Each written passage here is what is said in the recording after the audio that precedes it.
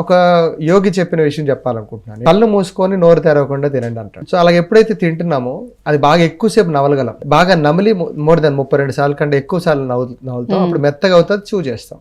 But ఇప్పుడు ఏం చేస్తున్నాం, గబగబా తినేస్తున్నాం. అది పూర్తిగా మెత్త కుక్కర్ లో కూడా అవన్నీ మెత్తగా చేసుకొని మింగేయడానికే ఇష్టపడుతున్నాం. అది సలైవాతో ప్రొడ్యూస్ అవ్వాలి, ఉమ్ము కలవాలి, ఉమ్ము కలిపి ఫ్రక్టోజ్ ఏర్పడాలి. అది లోపల మనం చిన్నప్పుడు చదువుకున్న పిండి పదార్థాలు కాస్త గ్లూకోజ్ తో మిళితం అయ్యి జరుగుతుందండి. అలాంటి ఏం జరగకుండా తినేస్తున్నాం హడావిడిగా. నమలండి, కొంచెం ఎక్కువసేపు తీసుకోండి, నమలండి మాట్లాడకుండా. సో అలాంటప్పుడు ఏం చేయకుండా ఇప్పుడు పిల్లలు ఏం చేస్తారు, మింగేస్తారు.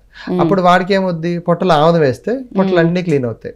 వాళ్ళు ఎవ్రీ 15 రోజులకి లేకపోతే పక్షం 40 రోజులకి వేసేవారు. లేకపోతే పసుపు ముద్ద తినిపించేవారు, వేపాకుల ముద్ద తినిపించారు. నిజానికి మీరు గుర్తు చేశారు, చాలా మంచిది. మేము మా క్యాంపుల్లో ఫస్ట్ ఇచ్చేది ఆముదమే. తెల్లవారిసరికి చూస్తే పొట్టలన్నీ ఫ్రీ ఉండేది, గ్యాస్ట్రిక్ ప్రాబ్లమ్స్ ఉండేవి కదా. సగానికి సగం ఇష్యూస్ అక్కడే సాల్వ్ అయిపోయాయి నెక్స్ట్ డే.